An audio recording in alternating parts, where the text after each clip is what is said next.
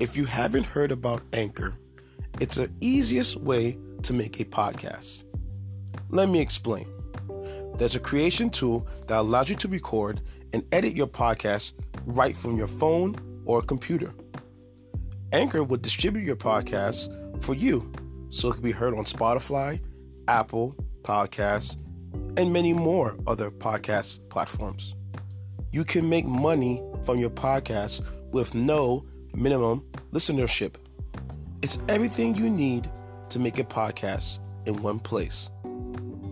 Download the free Anchor app or go to Anchor FM to get started. Once again, it's free. So, download the free Anchor app or go to anchor.fm to get started. Why would you not take free money?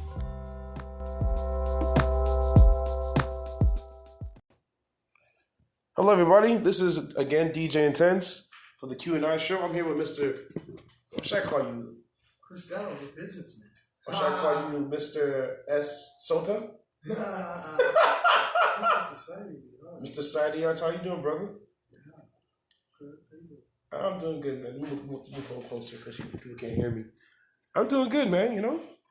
I'm getting my hair done right now, actually, everybody. Oh, word, right? Yeah. That's what we're doing. I'm right in the middle of getting my hair done. I don't care. Yeah, that's I specialize in natural hair, dreadlocks in particular. And other things in that? Yeah. I can do all kinds of hair, really.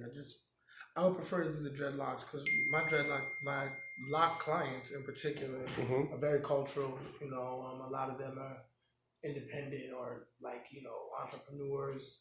So I prefer to just dabble in this demographic. So the locks that's it for now. You know, and of course the Society of the Arts. You know, the artist collaborative that we run out of here, out of the space that you're getting your hair done in. So between the Society of the Arts and my hair clients, I'm fully booked, bro. This guy is a full-on entrepreneur / influencer / businessman / hustler. Shit, I didn't know I earned all those slashes. Yeah, no. It should be combined into one, you know, but I'm going to say all four because, you know, watching you work, it's motivating, it's captivating, you know, and it's just something that we don't see people really do. Because a lot of people say they want to be a businessman or business person, or they want to be, you know, start something, but they don't see it through. You, my friend. Put in the work, man. Oh, see, that's the thing. A lot of people don't put in the work. You know what I'm saying? They want to do certain things, but that work, they don't understand it. So, like, can you explain your average, I should say, your daily, what do you do every day? I make a to-do list. And then I try to conquer everything on my to-do list. Sometimes I have to-do lists that roll over because there's not enough hours in the day. So the first thing I'll do is do the rollover tasks on my to-do list. But an average day for me is I wake up around like 6:30 a.m. I do like mental inventory. Sometimes I'll do yoga just to like clear my mind. And that's pretty much my like release for the day before I have to deal with people. And then I do something else which is very important. And I could really have my own kind of like segment on this. I make my bed. Really? That's so important because no matter how your day goes, even if it's the worst day in the world, you come home to a nice made bed. Okay.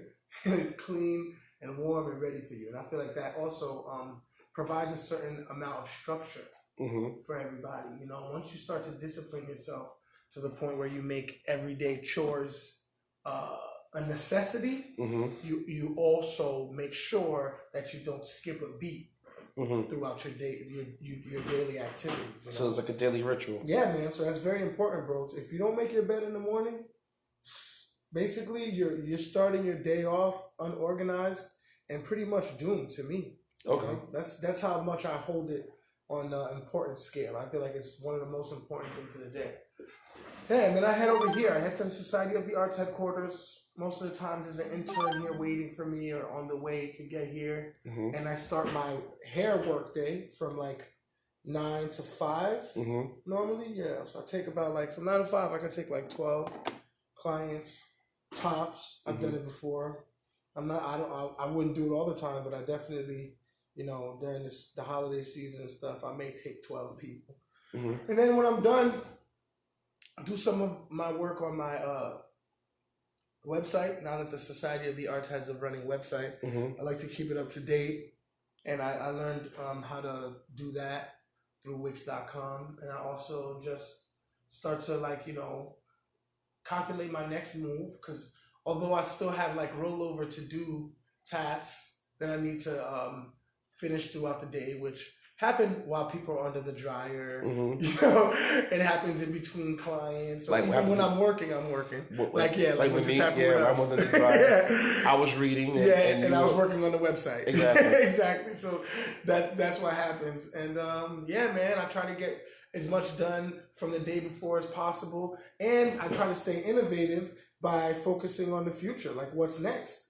So today's what's next concept is the screening. I want to do a free screening for the community to come in here and watch a new Power episode, figure out who shot goes. I feel like that's like trending right now. And I know a lot of people want somewhere to be able to do that. And do it freely, you know what I mean? Instead of being all in the crib where you got to wait for your uncle to finish watching Jeopardy. You know what I mean? So I'm going to make it so the general public can come and do that. And I just recently got a popcorn machine. Okay. So, so I think it's going to be a dope little vibe. That's for Sunday. And when I say the future, I mean either 2 days away or like 20 days away or 2 years away. But anything that I could do for the future. And I try to create a new list for myself to do by the end of the day. And also, too, before the end of the day, I like to do at least one creative thing. Some people like to do, good deeds for the day.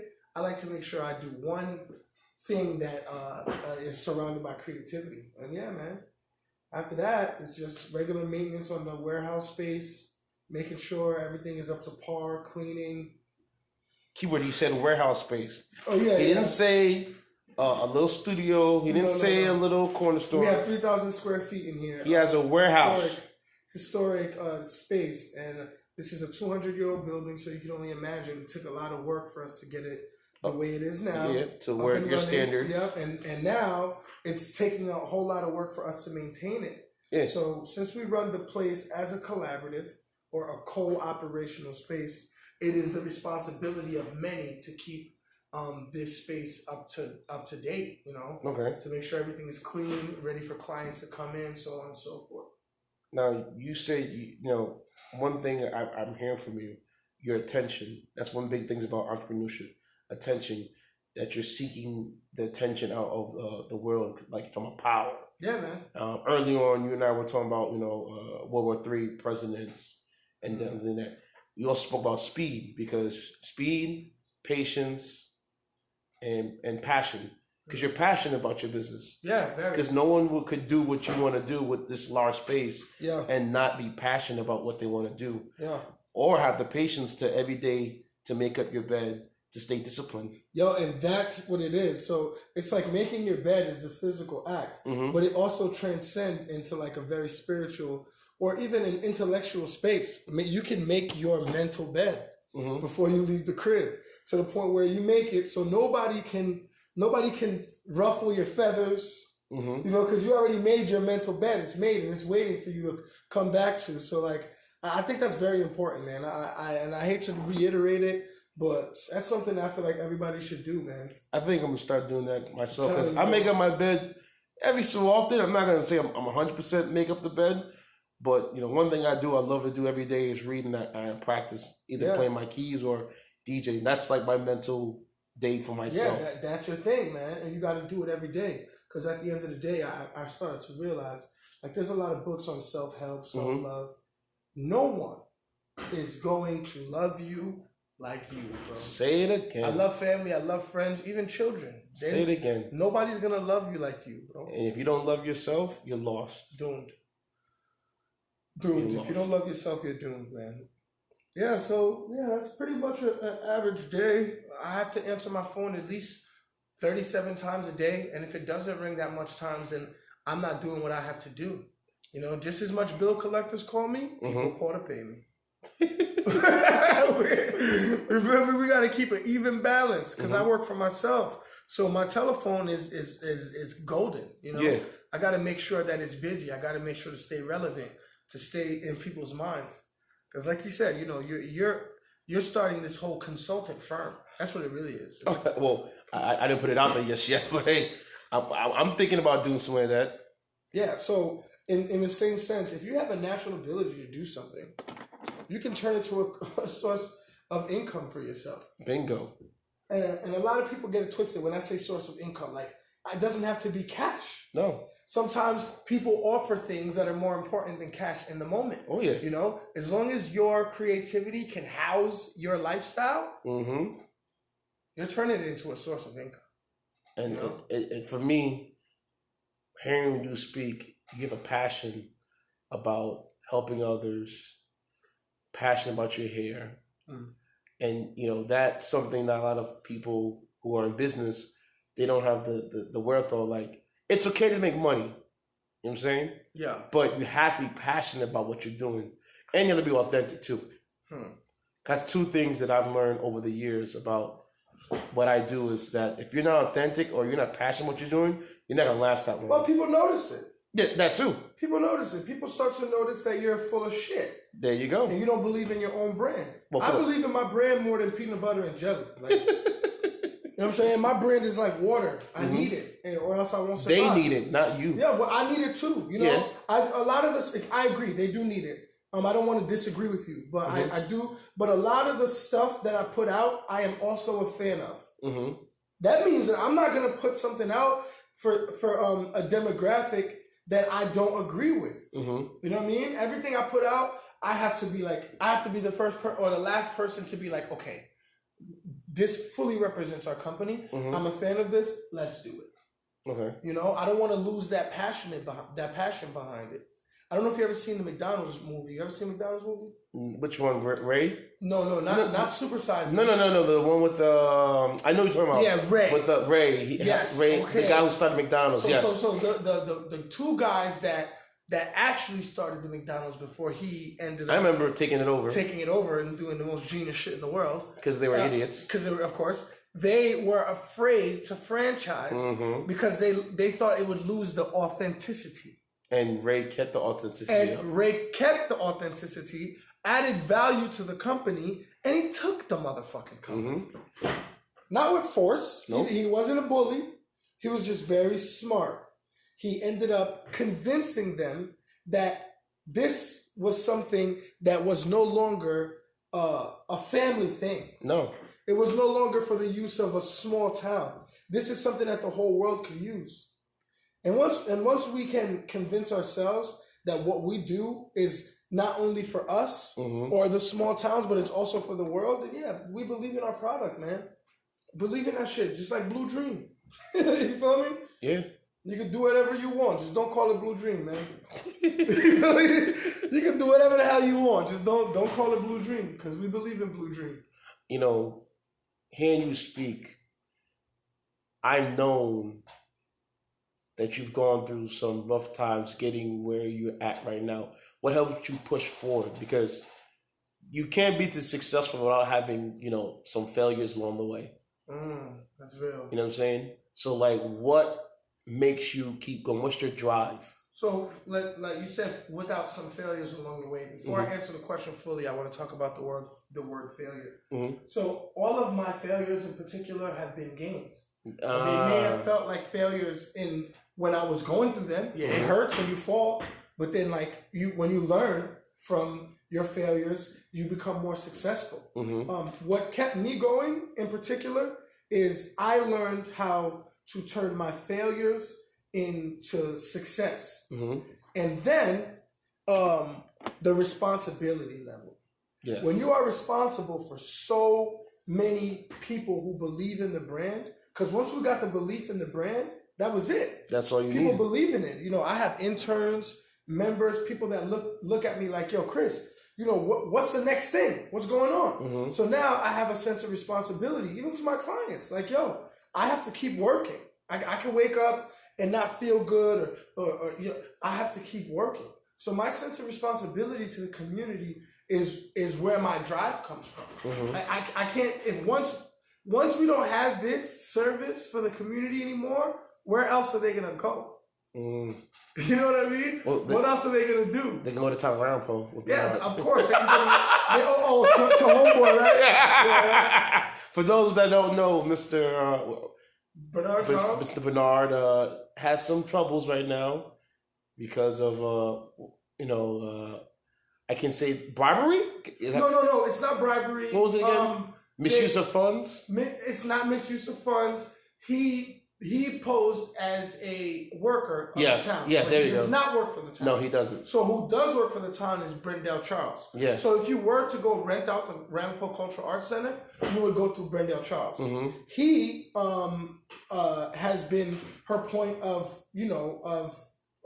power and strength. That's her husband. Mm-hmm. And he doesn't work over there on paper, mm-hmm. but he does all the physical labor to keep the space up to par. Mm-hmm. So I will give him that credit. However, he's not supposed to be receiving payments. Now, the problem with me is I had my own personal experience with Mr. Charles. I remember. You said what? You want to talk about it? Hell yeah. Oh, go ahead. I don't listen. We don't hold no punches, baby. It came up. I didn't bring it up, did I? No, you didn't. There it is. So me and him had our own falling out, so mm-hmm. to speak, when he decided that he was going to point his finger in my face. Oh, that's not good. Talk to me like as if it was an age thing. Mm-hmm. I try to be respectful to my elders. But if I'm here under a capacity where I'm paying you for something, I don't give a damn what our age difference is. It's business. Yeah. At that point, you got to just respect the person who is paying you for your space. Exactly. And even then, look, he would have gotten in trouble if I would have told on him because I paid him directly. I wasn't supposed to. So he took the money and then he misused the funds to purchase something on his own, and he got caught stealing the money. Okay. So I think they've been doing this for a while, you know what I'm saying? And I don't doubt that it has been lucrative for them, but I'll tell you this much. This is general information. You could go online and look this up. I've seen it online. That's why I'm like, its name popped up. Yeah, so I'm not talking no crazy shit. No. If you look into the Multicultural Center in Spring Valley, it is a non-for-profit. That means, for the people that don't know, they have 501c3 that allows them to act as a organization that benefits solely off of non-for-profit. Okay, they can get grants written, they can collect from the government for programs, so on and so forth. A part of their non-for-profit status being that their venues, they are allowed to do it. They have to do a certain amount of non-for-profit events or activities for the year. So to maintain their 501c3 status. I understand. So if you get a 501c3, you have to do 12 non-for-profit events, community programs for the year. Yeah. So that is the minimum that you're allowed to do. So what they do is they find people that want to do a for-profit event. They get paid from them, cash, so it's not an issue. And then they write it down on paper as not a profit? Of course. But that's stupid. Why don't you just donate the space and call it a day? And that is what he's supposed to be doing. That's what he's supposed to be doing. And then the other time, you just collect the bread for yourself. That's what he's supposed to be doing. What they should have done is created a sister company that is for profit, because they have a concession in there. They could have been collecting off of the concessions. You hear this? It's a free game, y'all. It's free game right here. You only get this only on one podcast. Yeah, so you can have a sister company of a for-profit company as well, in which, like, let's say you started the DJ Intence Children's Foundation. Okay? So your children's foundation, because you're DJ Intence and you're the president of the corporation or the organization, your non-for-profit status can get you paid. Yeah. So the government will you can apply for a grant, and then they'll say, yo, the CEO of the company earns a salary of this much money. So you can get paid through your sister company that is a non-for-profit. But you cannot mix the for-profit and non-for-profit on your own. You have to do it the right way on paper. That, when you don't do it the right way, is called money laundering. So he's laundering money. He's laundering money. Yes. So basically, when it involves cash, y'all. Yeah. Don't mess up. Don't mess up. Yeah. And don't try to hide what and don't hide it. A lot of people think it's cool to just collect money off the books. And bro, by any means, do your thing. All right? If you're a hustler and that's what you want to do your thing. However, I have come to find out through my failures and through my level of responsibility that you cannot cheat the system, because the system is made to catch you. That's why black people get rich and then they owe all these taxes. Because they have all this stuff that's going on behind the books. And guess what? Just because you got away with it for years don't mean once you clear your first million, the government's coming to audit you, bro. Because they want to know whether they want to know. So you don't need to do that. Don't go behind doors, man. Just do everything the right way. That's all I ask. Because if the police come knocking right now, I'm going to open my door and I'm going to say, come inside. That's it. I have nothing to hide. Nothing to hide. And if you do not open the door, that's fine. You have your rights, right? But once you open the door, they won't come back. They won't come back. They won't bother you ever again. Because there's nothing there to hide. Yeah, you could hit them with I plead the fifth, there's Fifth Amendment rights. Oh, you could do that. But guess what? They'll be back with a warrant. Yeah. Because they don't lose. They're undefeated. So your Society of the Arts, it's not. I remember when we spoke was it last year? Last year. Last year we spoke, and you said that you had this grand idea of turning it into like a school. Yes. Yes. That is the end goal for the Society of the Arts, for it to be an education-based program. Is that what you're currently doing right now as an educational-based program? So I have an educational chapter of it, which is the internship program. So we get with local colleges and high schools to get kids in here to participate in our internship program, in which they learn skills from utilizing the space and being a part of the projects that we do together. They learn skills that will help them thrive in a very competitive market. You know, the entertainment industry, the art, creativity industry is a very competitive market. So they learn things here, you know, and the idea is to turn it from an internship program to a full school. I would like to implement my program in a facility that is, has an auditorium, a gym room, so on and so forth. What I have is a background in special education. So I went to St. Thomas Aquinas and I got a bachelor's degree in early childhood education. Okay, so from there I did my student teaching over at Jesse Kaplan. And you said Jesse Kaplan too? Yeah, for like 7 years. Oh, wow, I didn't know that. That was my last job. Never went back. I can only imagine. That was it. So it's funny because I got laid off of that job. Last one hired, first one fired. So you didn't get tenure? Oh no. I wasn't able to. I was just doing my student teaching. I was supposed to get my classroom 2 months before I got fired or laid off. You know. So that day I told myself I'll never get laid off again, ever, because I'm not gonna work for anybody. So, that was it. So I didn't work for anybody ever since. But being that I was there, I learned what I feel like is the most important part of my education program, which is IEPs, man, individualized education program. Which I know very well. All of the children have IEPs, and it makes it so we can classify the level or the range of social activity, of physical activity, or overall just personality type, medication, everything. Even your allergies are on your IEP. If those that don't know, IEP basically is an individual education program for a child. Yes. So every child should have one, I believe, or it's mostly for the people who are not in the... All the kids that have special needs. Special needs children, and when we say special needs, I'm not talking about autistic, developmentally disabled. It could be Asperger's, behavioral, it could be emotional. Asperger's, or it could just be like psychosocial. Yep. Or it can just be like really. When I say behavioral, there's a spectrum. So it can be anywhere from behavior, physical behavior, where you're acting out, stuff like that, to your Tourette syndrome, something that you cannot control. You know what I mean? So all the kids have IEPs, and it just preps whoever's going to work with them next to get to know them on paper before they get to know them in the physical world. So my program is designed around 3 worlds: the physical world, the digital world and the spiritual world. You know, the spiritual world is very important. That's where we build our bonds. That's why you're sitting in my chair right now, you know, because of the relationship that we have. In the physical world, I'm going to have you looking fly when you leave here.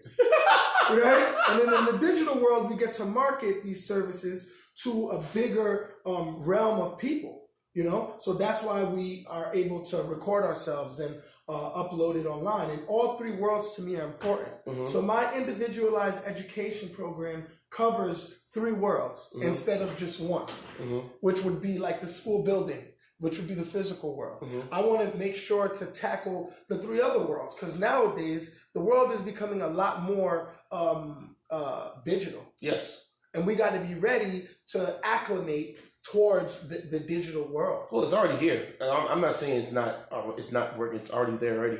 Yeah. There's more kids 13 and under are getting cell phones by the minute. You know what I'm saying? And they're not even getting like regular flip phones. These kids are getting smartphones, B. Yeah. They're way more advanced than where we were at when we were growing up. But yeah, that right there, you know, knowing you, I know it's gonna happen. Yeah, man.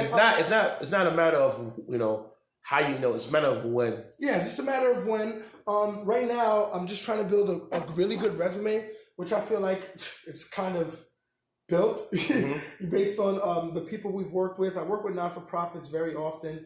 We're actually planning a coat drive very soon. It's supposed to be on the 18th of February. That's arbitrary right now, but we're planning one of those. So I work with not-for-profits. You doing it here? Often. Yeah, here, for sure. I work with not-for-profits very often, and I am really seeking a grant writer, somebody to take the experience here and turn it into a proposal. You know, so I can write a grant, but I would rather it be a perspective of an outside person, somebody that's outside the fishbowl. Like, damn, I think I got somebody for you. Oh, that's great. That's great. I'm just doing my job. Oh yeah, right. Yeah, right. I think I have somebody for you. Yeah, right. I can see it, man. That's when you got to drop the DJ Intence and use Kevin Frazier. Oh no, I'll still use DJ Intence. I'll still stick with it. No, sure. That's how I'm gonna start, because you know when it strikes and I trust me, when it's gonna strike, bro. Oh man, I can't wait. Yeah, it's coming. It's gonna come. It's coming. It's funny because I like to call this era the Renaissance. Yeah, that's what's happening. Like, you know, in Rockland County, there's a Renaissance going on right now. Although there's a lot of violent acts in the world, especially around this here right now. A lot of people are doing these brand new acts of violence, so we're just like, what the heck is going on? But there's also a beauty in what's happening. And a long time ago in their Renaissance era, it was similar. It was very similar when Michelangelo, Leonardo, you know, when everybody was creating all these beautiful artifacts and sculptures and, you know, the statues and everything. At the same time, it was war. It was famine. So a lot of beauty is coming out of, you know, a pressured environment. No, you're right, because people are more aware. People are seeing it, and you know, a lot of people are not taking it lightly. They're really speaking out against certain things of atrocities. Like, for example, you know, over in Monsey, with that guy that walked in that apartment and stabbed those Jewish people. I'm like, what are you doing? Yeah, he wasn't even from over here. He's not from over here. Like, what are you look into that? I looked at that. Like, why would you even? And then find out the guy is on like mental and some 50 different medications. He's chopped, man. What possessed you to come all the way up here?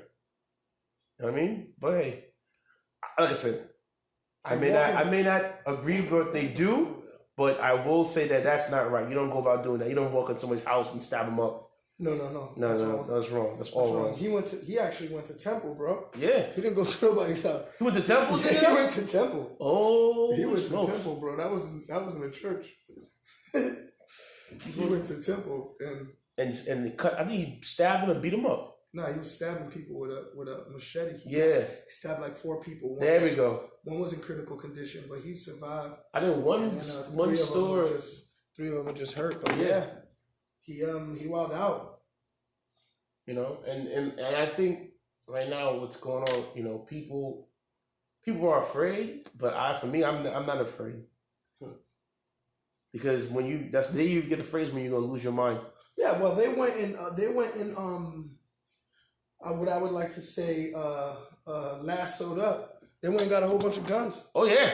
Those Jewish people are not playing anymore. Nah. I suggest that if you're a young black man, stay the hell out of Monsey right now. Please. Because they're trigger happy. They want to make an example out of someone, and I just would hate if it was one of my brothers that I know, or even even if I don't know you, I would just hate for somebody to be an example. Yeah. They went and, yeah, man. I know, I saw the pictures. They got strapped up. They got strapped up and they're standing outside. Mm-hmm. It's not even like they're strapped up and they want people to see the physical presence. They even went as far as to take out one of the local congressmen to take pictures with the gunmen that they hired. Yeah. Just to show that the political system or the political Jewish system agrees with this whole new right to bear arms that they're doing. And to be honest, I saw a picture on Instagram and somebody commented under the picture that they had illegal magazines. So the bullets that they were using from those guns were illegal in the state of New York. By any means, they got it. They're not playing. No. And that's why, like, for me, I'm all about women out there. Y'all need to protect yourselves because these dudes with these kidnappings, and it's just getting ridiculous out here, man. What the heck is going on, man? You know, I just think society is at a boiling point. And like you said, a renaissance. We're in a renaissance where beauty is matching the ignorance. The extremes are matching each other. Yeah. Right? Something wonderful happens, and then something terrible will happen after. Happens right after that, it's like, come on. There's no... Every time I go through my phone, like, that's one thing I don't like going through Facebook. Because there's so much negative things out there. Yeah. And it's like, golly, god dang. Well, at the same time, too, we said for the same amount of, like, bad things or negative things that are happening, there's a lot of positive reinforcement that's going on. I want to be aware of, like, the so-called negative things, but I would rather fill my brain up with positive images. Oh, yes. In the beginning of last year, 2018, I noticed that all I do is watch World Star Hip Hop videos of people fighting. And it was thoroughly entertaining to me, bro. But then I kept filling myself with those negative views, and eventually, like, I was ornery. I became mad all the time. And I was like, why the hell am I so on the edge? Why am I so upset? It's because I filled my head with those views of people hurting each other, getting hurt, stopping themselves like crazy. So now I have to change that. Your diet. Yeah, I'm on a diet. I'm really on a diet from filling my brain with not necessarily negative images, but like harmful images. Yeah. Images that could hinder my creativity or give me like writer's block. You know what I mean? And I can't afford writer's block because of what I told you, my responsibility. Over here. Yeah. It's so funny you speak about that because I read an article recently on, I think it was BuzzFeed or whatever, speaking about, so like, you know, we go on YouTube, we on social media, and people don't understand that when you flag a page, somebody actually has to look at it, right? And you're laughing, but it's a real big thing. A lot of people, they call them the content creators. Yeah. They're going through PTSD right now. Because think about it, all the stuff you flagged that we don't see. You know what I'm saying? That goes up. And these people have to go through hours and hours a day of watching these violent, terrible images. Yeah. After a while, it gets to you. Yes, now, mind you, these guys aren't people who are trained to become law officers or people in the service. These are like regular people who go to school and want to become some tech geeks or whatever. Yeah, their minds aren't built for that. And stuff like that. So there was a lady who worked for Google.